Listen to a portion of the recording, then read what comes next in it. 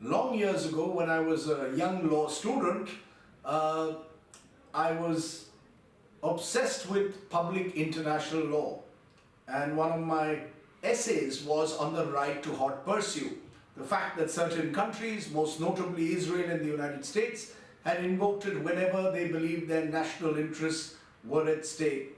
Remember that daring raid of the Israelis in Entebbe, where they went into Uganda and rescued Israeli citizens who had been held hostage by hijackers, killing all the hijackers? Those were moments, in a sense, where a country appeared to reveal its commitment to protect its national interests and its citizens at all costs. Why am I recounting the right to hot pursuit? Because that is exactly what India seems to have invoked in the context of Myanmar, and the fact that rebel groups in the northeast, terrorists as I call them, have killed 18 Indian army men. India responds and decides to invoke the right to hot pursuit. Legitimate, you would say, and perfectly successful in this case in terms of a surgical strike. But then what happens? Then you have the Minister of State for Information and Broadcasting triumphantly claiming that we've crossed the border and that this is a powerful message to Pakistan. Prakash Javadekar, Environment Minister, also claiming that we've crossed the border and gone into Pakistan. Manohar Parrikar, the Defence Minister, also indicating much the same. Now the fact is, the Myanmarese constitution, under Article 1(4) of the constitution, makes it very clear that Myanmarese territory cannot be used by any foreign army. Effectively, what we've done is, some would say, cocked a snook at the Myanmaris, left them embarrassed. Now, presumably this was an operation that was undertaken with the full permission of the Myanmarese government. It was a covert operation.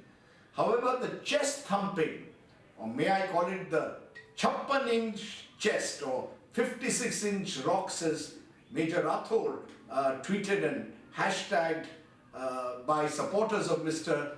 Narendra Modi, the fact is that by doing that kind of chest thumping, you A, embarrassed the Myanmaris, B, infuriated the Pakistanis who believe that if an Indian minister is sending out such a warning to Pakistan, it's a provocative step that they've undertaken. So in one go, what has been a military success will now be seen as a bit of a diplomatic self-goal.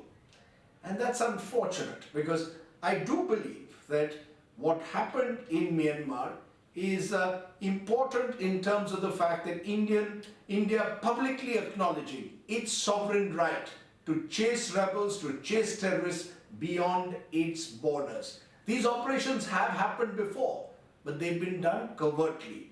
Now India is publicly acknowledging its right to hot pursuit, but the chest thumping that has gone on has meant that you've created a potential conflict with the Myanmarese government, who may be more reluctant the next time to allow you to use their territory for similar operations. As I said, Colonel Rathore is someone who one greatly admires for his feats in the world of sport.